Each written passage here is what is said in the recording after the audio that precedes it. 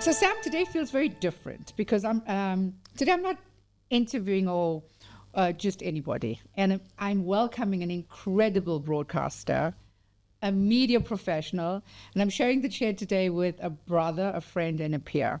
So we've walked alongside each other in this industry, and I've seen your journey unfold with grit, grace, and courage. And I'm honored to say that this is not just an interview. It's a conversation with someone whose voice has influenced me. So welcome, Samm Marshall. Thank you. That's a nice intro. Well, you Put that at my funeral. give everybody a great intro anyway. Thank you. You've been in many chairs, like we said. You've been sitting in a very high-tech career job, like a job, corporate job. Then you were in the presenter's chair for many years. Everybody knew you from a television perspective. Then you in an executive chair and always a friend's chair. And each of these chairs carry a weight of responsibility. And they all demand something different from you. When you think about that, how do you feel how do you feel as a symbol of somebody that is so full circle? Okay, so that's weird because obviously that's a great question, but it's weird because I don't think anybody thinks of these things as you are moving through life. Some of us are very lucky that we get to do what we want to do. So I've known since the age of 7 what I was going to do for a living. And I'm doing it now, close to the age of 50. So when I wasn't doing it, I was lying about it. And when I was doing it, actually I kept on lying about it so that I could kind of move through the ranks. But this idea that one carries these level of responsibilities through life, I do believe that in the moment you are aware of it. So when I'm the friend, I'm aware of it. When I play the role of a broadcaster, I'm aware of it. When I play the role of a father, I'm aware of it. But it's not the kind of thing that you really think about in a way where you go, well, I've done all of this and I'm a great human being. I think you are aware of it and you go. So I'll give you a practical example. My son turned 12, like 2 days ago. And there was this moment that I realized at 12, he doesn't need a father who treats him like he was 9, right? And that was a conversation in the car. And I asked him, I said, boy, why are you no longer friends with this kid? And he was saying something very interesting, which was super weird. He said, they don't reflect my values. Oh, wow. Did he sound like you? Which was weird, right? He was like, they don't reflect my values. And I was like, what do you mean? My son's name is Cooper. Like, what do you mean? And he was like, well, he's rude. He's become rude. And I don't want to be rude. Wow. He hangs up with the wrong kids. And his grade slipped. And that was my son. And I realized, this kid is not 9. Yeah. You know? But that is your influence as well. You Yeah, realize that you've influenced him maybe intentionally? Yeah, I mean, obviously parents' influence Yeah. are intentionally. It's intentional. But my answer to your question is that you're not aware of the weight you carry in those spaces.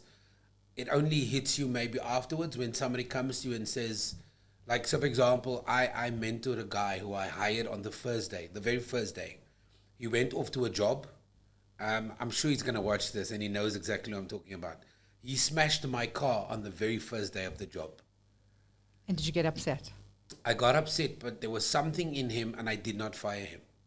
And then a week ago, he walked into my house and he said, here's my father. And we've had that relationship for it's probably 12, 13 years.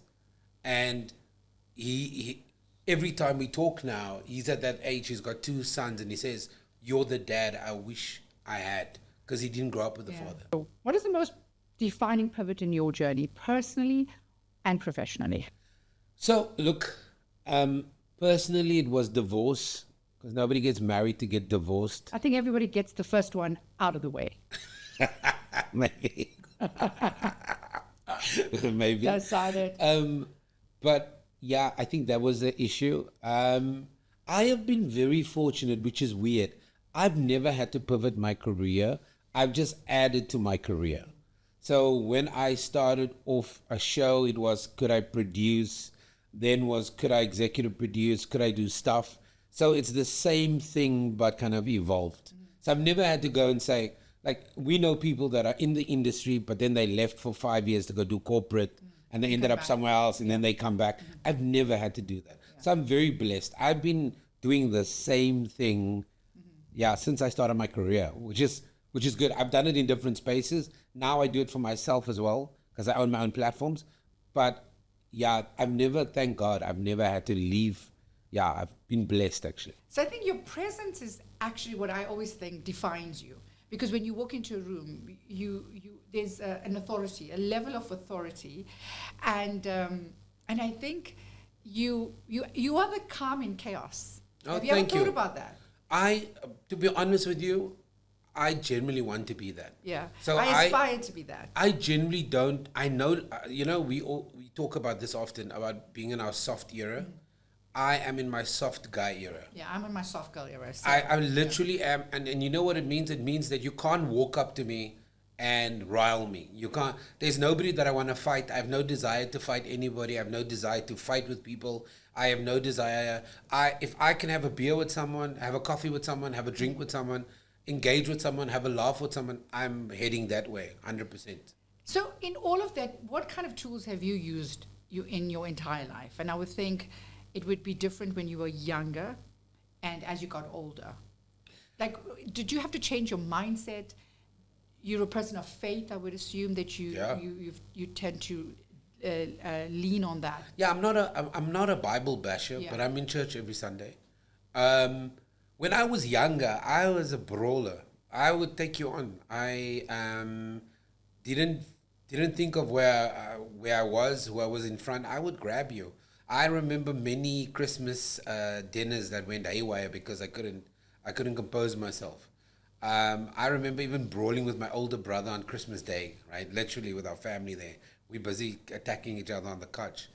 But I'm no longer that person. I'm not the person that needs to rise to every occasion, and not everything that is said at me is aimed at me. Sometimes people just vent and you happen to be there. Sometimes people have bad days and you just happen to be in line of sight, but unless somebody walks up to you, put their finger in your mouth. I mean, other than that, I don't really have an issue with anybody, with most people. But I think it happens when you have kind of moments in your life that teaches you, that humbles you. Time is a great teacher.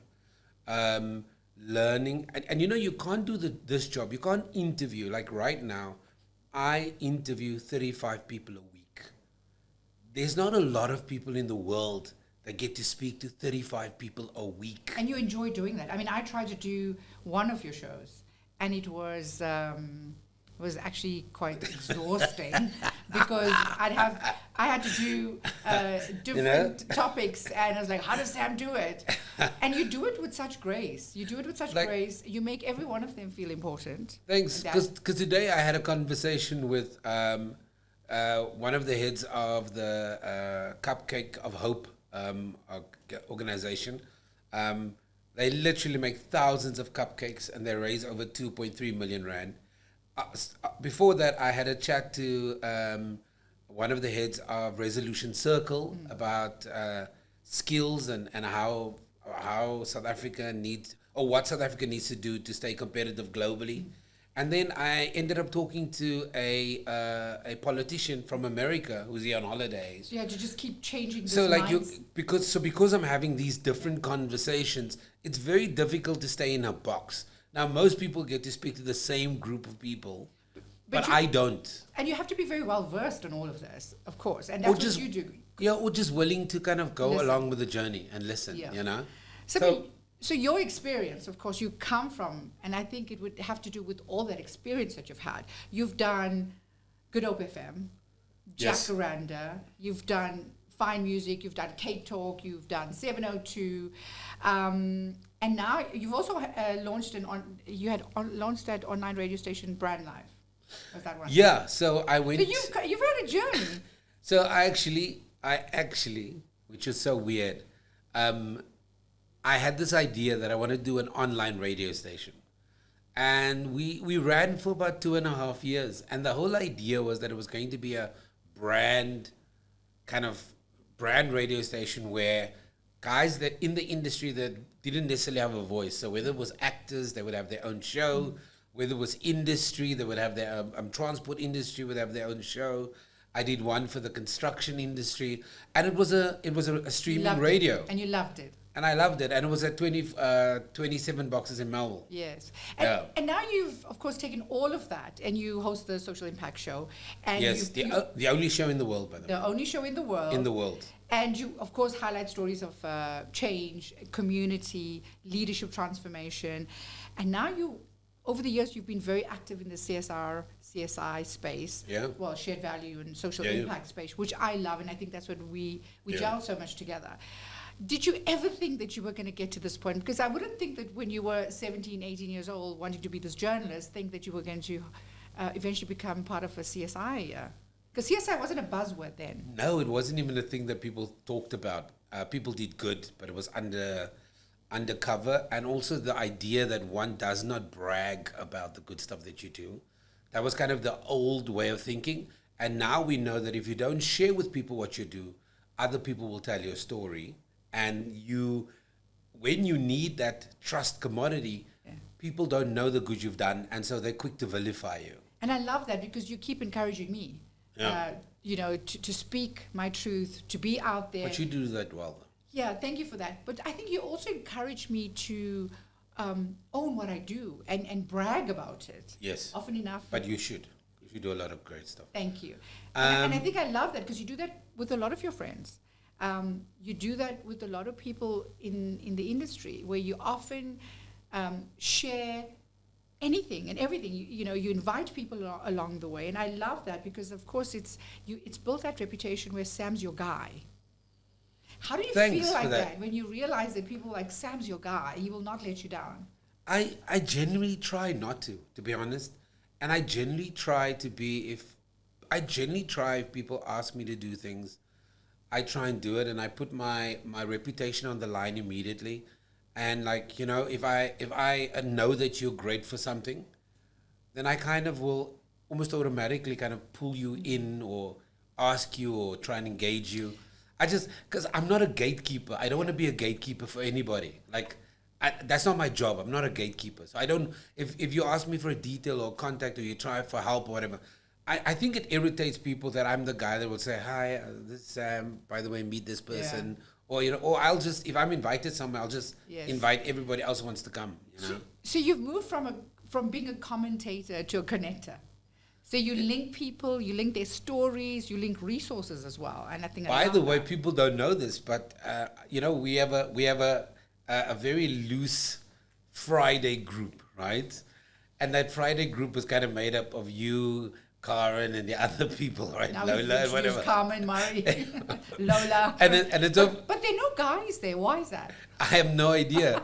But here's the thing: that all of those women that now met each other, I've introduced them to each other. Yes, it's true, huh? Yeah. And so that's kind of weird. So, but I mean, my point is just, I think if I know people need to know each other, then I'll just be happily introduce them.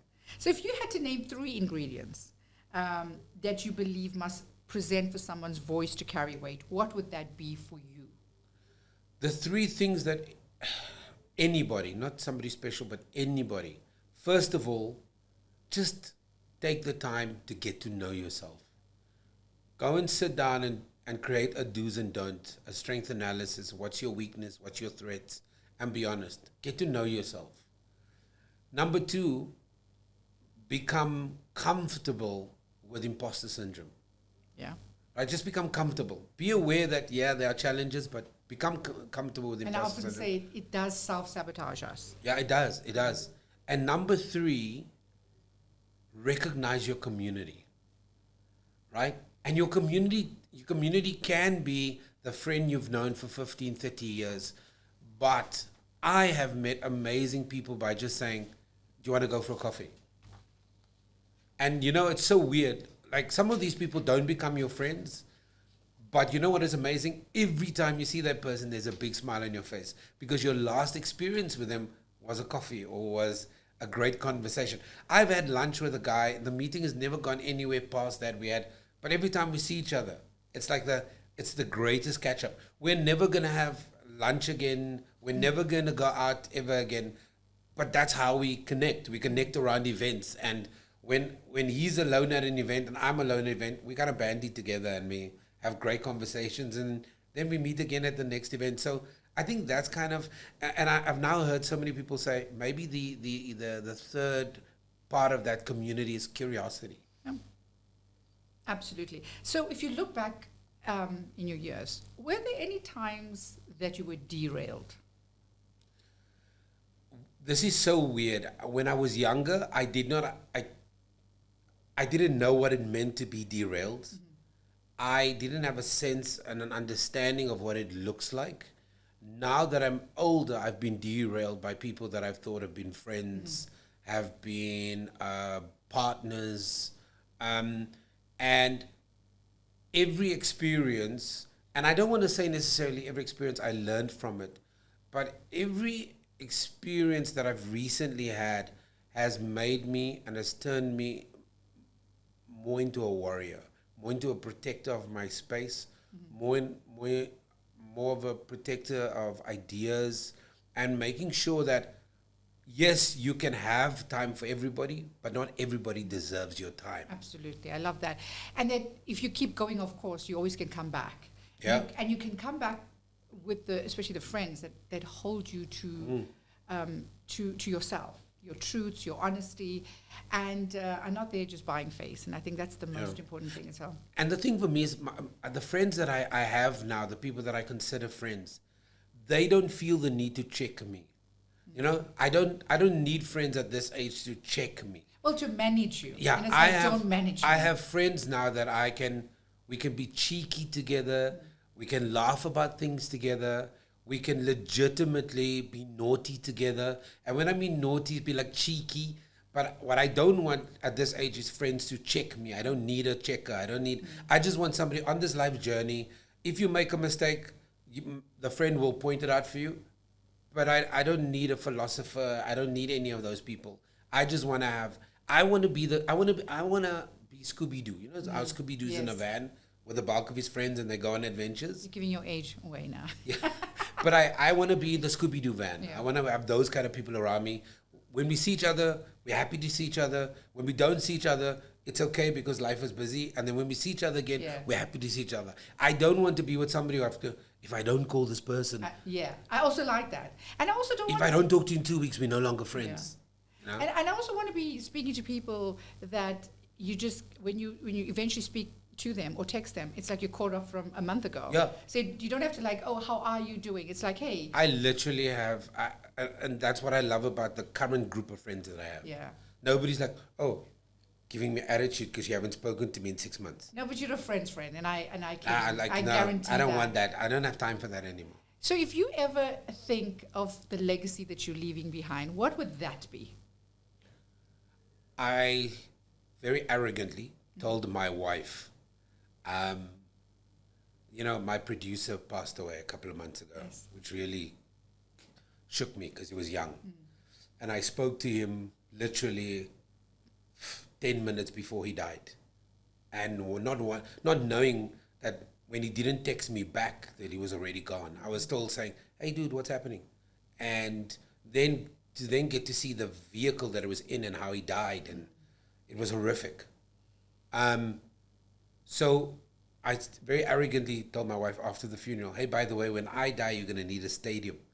Because there's just so many people. Initially, when I thought I was going to die, I thought there'll be like 5 people. No, but right? You will have a stadium. And I said to my wife, but I was being very cheeky. And I was saying to her, you're going to need a stadium because so many people, I speak to so many people and I engage with so many people or whatever. And she was like, she gave me the side eye. When wives give you the side eye, you know what it means. Shut up. But my legacy is very simple. I'm not going to be cliche about it. I want my family and my friends to be touched by my death. But I think equally they should be touched by your life.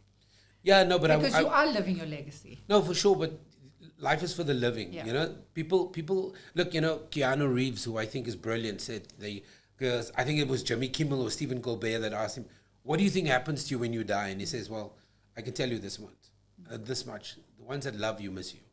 Yeah, true. And that is what I want my legacy to be. Is that I don't care whether they put up I don't care if the guy said, oh, he was a great business guy, but I want my sons to sit and become emotional when they talk about me the same way I do when I talk about my mom. Yeah, and you do. You have a very somber moments when you talk about your mom. And I know that was the time that was deeply, deeply painful for you. And sometimes you said you still have not gotten over that. Yeah, I haven't. It's. I think that's a sign of being a good parent when your children, they live their lives, but when they think about you, it still carries. It's not just for me. It's my twin brother, my sister. Yeah. My mom was an amazing person. I often, when you do refer to your mom, it seems as though your mom was one of the loves of your life. Mm-hmm. She was so cool. She was. Yeah. She was an awesome person and super funny as well. Well, and cheeky. Well, very cheeky. Well, I would think that as she listens to you from heaven, she would say, "That's my boy," because you have made her proud. Yeah, there was this one moment I was in the car with my mom and we had I was talking a whole bunch of smack, and then we were coming from her apartment. She was living in town off Long Street. We were coming and we were going to lunch. So we used to do lots of lunches. And then in the car, because there's a moment when you're no longer scared of your parents. I mean, you just there's nothing your Sometimes parents can the do. Other way around. There's nothing your parents can do to you because you now know. Huh? And I said to her, I looked at her and I just looked at her and I looked away and I said, I think, Mom, you need to get laid. Did you tell her that? My mom brought that up every day for 2 years. Well, at least you... she literally brought that up every day. She said, it doesn't matter what we talked about. She was like, yeah, because I need to get laid, right?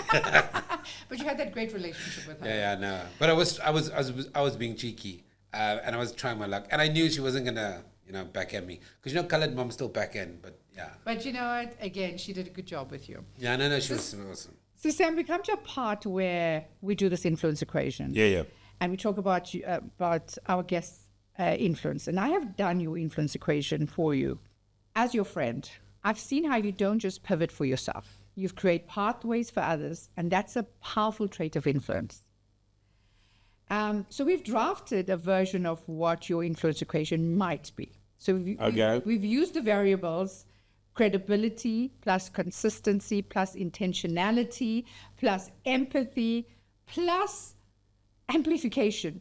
Okay. And all of this is about self-serving. It sounds like self-serving noise. You said you're going to take this to show your wife. What do you think about that?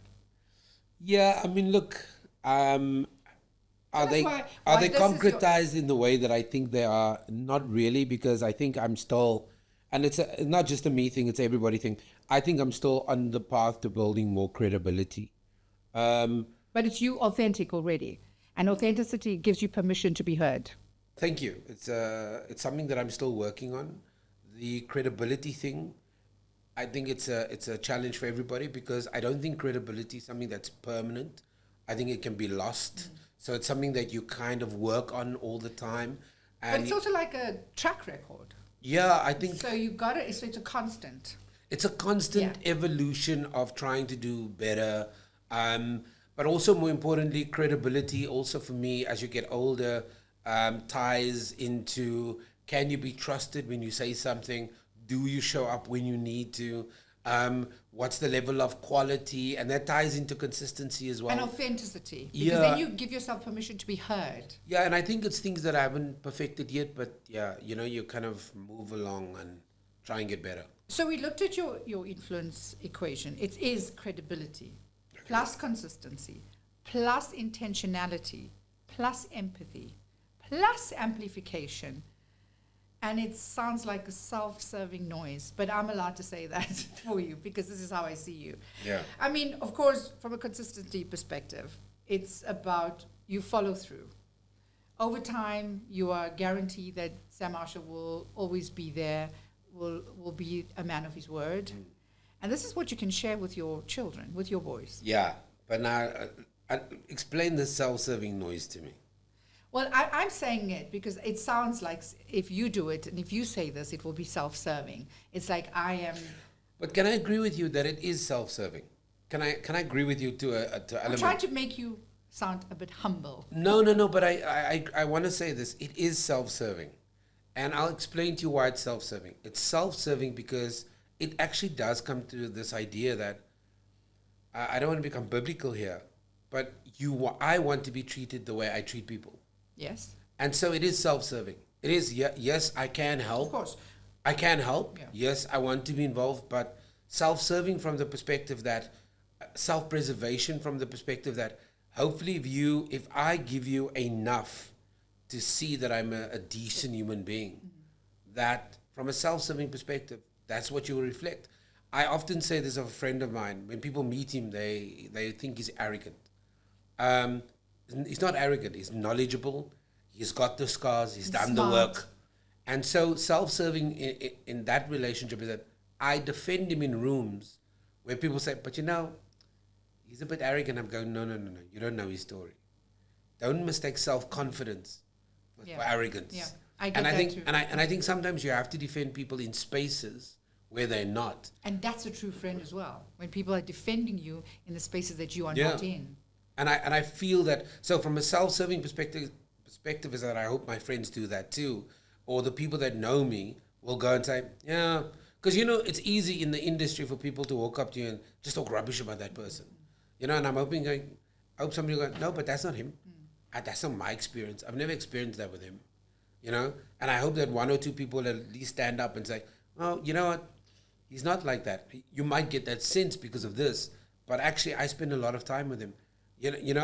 When things were going bad for me, he's the person that was on the phone for 3 hours talking to me. That's what I want people to, And we often say we have to serve self before we serve others. Yeah. Right? And so for me, that's the thing.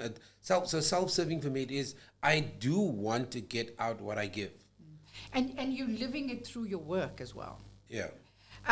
So we talk about credibility, we've spoken consistency, intentionality. I intentionally have decided every morning since, and it was so weird. My mom died and my life did a complete 180. And then all of a sudden, there was this reality that whatever the remaining years of my life will be, it will not be as long as the life I've lived with her. Right? Yeah. So that was the first Painful reality. truth as well. Yeah. And then the second reality was, as people around me that I knew well started dying, I started looking at life a little bit differently. The last person that I also kind of hit me was when Sidi Madia passed away. The NCA reporter that was, we all saw her great interviews. She was fairly young. And I just woke up one morning and I'm going, what are we fighting for? Like, what are you fighting for? Why are you angry when you could be happy? Like, And what of joy. What is it in your life that is so far up your ass that you can't pull it out and go, actually, I'm going to decide that I'm actually going to live with a little bit more meaning. And so every morning I wake up and I play music. And so if you stand outside my door, on a Monday you might hear Latin music. On a Tuesday you might hear classical music. You might hear a man sing loudly off key. But That could be you. Yes, but I get to wake up every morning now the way I want to. Not to say my life is not perfect, but I don't wake up in the morning, jump out of bed, and my face is upside down. My sons, when they see me in the morning, is, hello baby, how are you? It's about those moments, and every so often I'll drive in the car and I'll go, shit, I'm lucky. Oh, I think you're fortunate. And I think with that intentionality is the clarity of purpose. It's like, why are you here? What am I going to do for the day? How am I going to make my kids feel better? How am I going to get my wife feel happier? You know, Well, you often say You try. no. You often say to us when you're with the girls, you often say, "My wife is lucky to have me," and I say, "I think you are lucky to have someone else." Look, I mean, the point of life for me at the moment is that I just want to have a little bit more fun. Just a little bit. Just like, I don't... You've got the years. I don't... No. Well, we don't. I don't know if I'm going to leave here now, get knocked by a car, tomorrow have a disease or whatever. But my point is this, can I have a little bit more fun? And what is a little bit more fun? You know, I interviewed, I think his name is Shafiq. He's the head of the EPF on my show on Friday. And he said something so profound. He said, every year I plan my life. And when I plan my life, I plan how much fun I'm going to have in my life.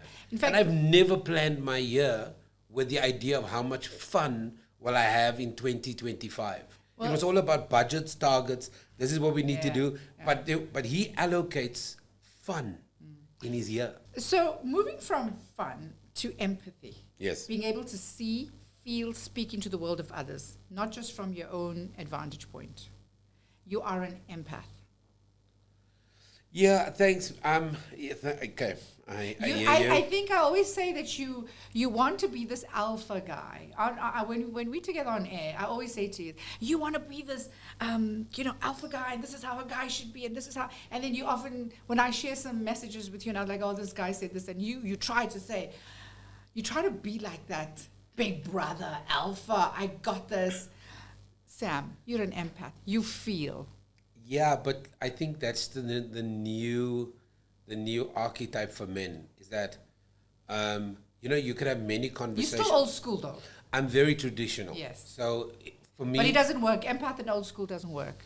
No, but that's what I'm saying. In this new environment, I think one can spit and talk at the same time. I think one can be very traditional in one's mindset, but think at the same time that you need to create space for others to be authentic and real. Mm-hmm. You need to be able to not want to dominate and control every space. And so I think there's this new type of...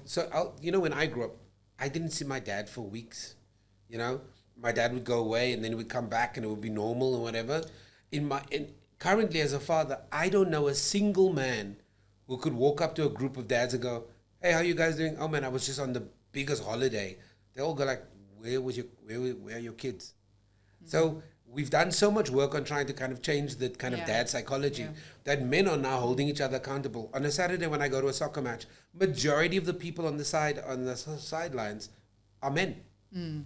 And I love that, when you compare your time spent with your dad versus all the time you spend with your boys, you're such a boy dad. You're a boy dad, and you often also speak about things. Like you said, let's have a men's conference. You guys always talking about women. We need to have a men's conference.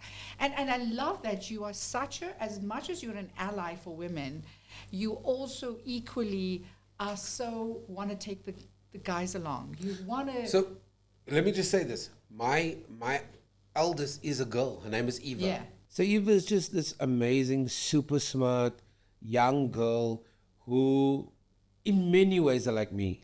Right? In many ways, she's outgoing, she thinks. And then I've got my three boys, I've got Cooper, Hopper, and Jagger, and they all so different.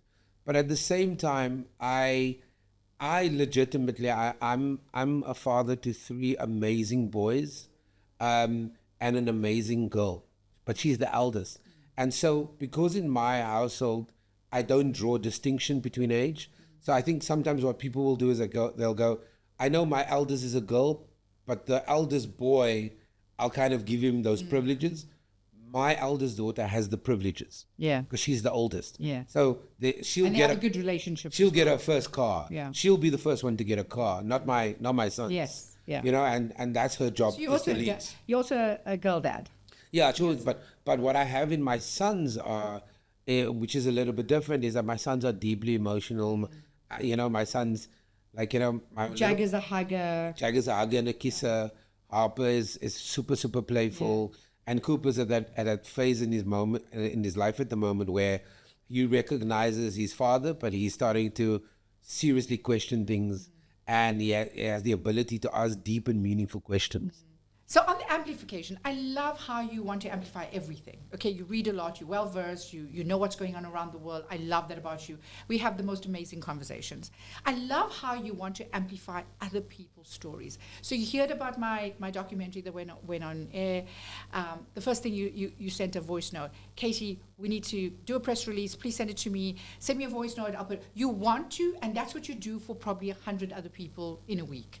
I love how you amplify stories. You create great partnerships. But can we just recognize that what you were able to do with your partners, you and Matt and everybody else, the fact that you got this, you produced this beautiful piece of work, you put it on one of the biggest platforms on the continent, it went number one. Can we not downplay that? That's a Thank you, thing to Samm. celebrate, right? And so I am very lucky. I'm like a cheerleader sometimes. Yeah. I love the people around me succeeding. Yes. And, I'm the guy in the picture. If you were ever on the red carpet and you invited me with, I'm the guy like going behind you like. No, you would.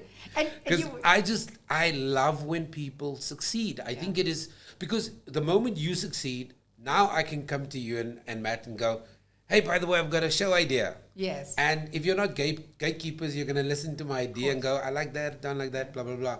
But that's the point. We all get to learn and we all get to, Yeah. like now one of us we've done it. We have to shine. Look, one of us have done it, right? Yeah.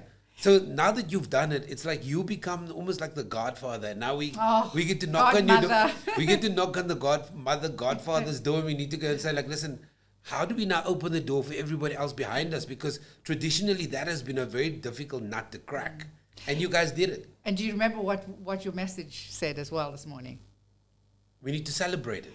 We need to celebrate, and you said, I love how you said it, and you remind me of this all the time, is I love how you do what you say you're going to do. Yeah, and I think that's very important. I think you're one of the best examples of somebody who says that when I'm going to do something, you actually do it. Thank you for that. I love that validation. And even at the influencer equation, I told you that too. Yeah. Because you one of the few people, this is the thing, when Katie Mohammed says she's going to do something, she does it. Thank you for that. Thank you for that. And I love that validation.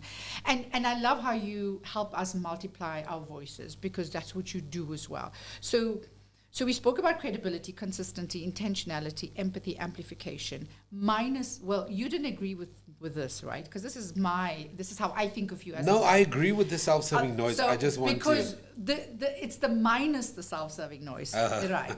So for me, Is that the one negative on the list? Yes, it was the negative. Oh, but I see it as a positive. But you see it as a positive, which is great. And I say, and I'm allowed to say that, because you're not distracted. Okay. It's about you're not distracted. You do not have ego. I do have ego. Well, you have some kind of No, ego. I have massive ego. No, you have. I don't agree. You want to have ego. The thing is, you cannot do this job and have a voice and okay, not have ego. I've got ego. So you're not agreeing with me on No, that. I've got massive ego. And I say you are not inauthentic. You are authentic with your moves. Thank you. Okay, that I agree with. And but remember, all of us, how dare you tell a story? How dare you get your story on one of the biggest platforms? So, how dare you think you can do what you do with other people saying behind the scenes, it can't be done, and you've done it. Surely that's a level of confidence, ego, whatever you want to call it. We're gonna break down ego on one of our shows. Yeah. Because I tend to think that ego, and there's a super ego, and then there's different levels of ego. And I feel that ego does leverage off to a little bit of pride and arrogance. So we can look at the pride part of it, not so much the arrogance. But somebody told me once, Katie, that there's something called professional arrogance. Yeah. Right? I don't think complex ideas and words need to be reduced to a linear way of thinking. There's benefits to, and there's duality to certain words. And so, yeah, let's unpack that. So I don't want any of that, and I never wanted ego to dilute our influence, and I think that's what we need to do. So Samm, today you've shown us that influence is not built overnight; it's built over seasons. It's built in the pivots, in the quiet decisions, and that define who we are when no one is looking. So your equation teaches us that credibility without empathy is hollow, that consistency without intention is routine, and that the amplification without integrity is just noise. Yeah, thanks. I think you. This is really. Humbling. Yeah, and also Because I see you actually smiling a bit there. Like yeah, and you're you've a got bit to shy. and you've got to think about it because you know you but don't need see these somebody- words. But you need somebody to say that to you, and I think we all do need that. We need that validation because when all these elements converge, like credibility, these are big words: consistency, empathy, amplification. Influence becomes something greater. It becomes your legacy. Yeah, 100%. But I think to our initial point when we started the conversation, we don't. I think ego and arrogance is when you walk around with this level of awareness. Yeah. I think that's the challenge. I think that you want the other person across the table. Yes, there must be self-awareness to the point that you understand your value, but there can't be self-awareness to the point that you supersede your value to others. Yeah. And I think that's the challenge for most of us. And I see your legacy, my friend, is not just in the shows, in the shows that you're hosting, in the platforms that you've built, but in the lives you've touched and the stories you've amplified and the people who feel seen because of your voice. No, thanks. I mean, look, it's I don't get to hear this often, so it's something that you gotta kind of take in, and I'll probably reflect on it. And one day when we have one of our Friday sessions, I'll tell you, I really thought about what you said, and I don't think anybody has done this for you. Yeah, no, nobody And- has. and- Nobody has. and This is the first time. And this, Samm Marshall, is your influence equation. And I want you to take away from this with who you actually are and what you've done to the world. And it's one we will carry, because our influence equation is once we will carry after these microphones are switched off. 100%. Yeah, so what I'm going to do is I'm going to blow up this equation that you put on this piece of paper for me. And then I'm going to frame it. I'm going to put it in a gold frame with 2 dragons on the side and a wolf at the bottom and a lion on top. Oh, wow. And then a little zebra in the corner and then a meerkat. Okay, as well. and a softer version. And yeah, and I'm going to frame it and blow it up quite big, put it on the wall, and then I'll get everybody to acknowledge it every morning as they walk by. So as we close today, See, that's the ego. Yes. As we close today, I'm reminded that influence is never about the titles and the spotlight. It's about the choices we make every day, the pivots we embrace, and the people we lift as we rise. So hearing Samm's journey reminds us that credibility, consistency, empathy, and amplifications are not just words in an equation. They are values we all can live by. So as you go into the week ahead, ask yourself, what's your equation? What do you want your voice to equal in the lives of others? Because when influence is grounded in integrity and intention, it leaves more than an echo. It leaves a legacy. Samm Marshall, thank you. Thank you, Mohammed. Thank you very much. You're right. This has never happened to me before. And now you've given me some homework. I've got to go think about these things. And then I've got to be, more importantly, intentional about it. Great. Until next time, stay inspired, stay intentional, and remember, your story is your influence and your voice is your power.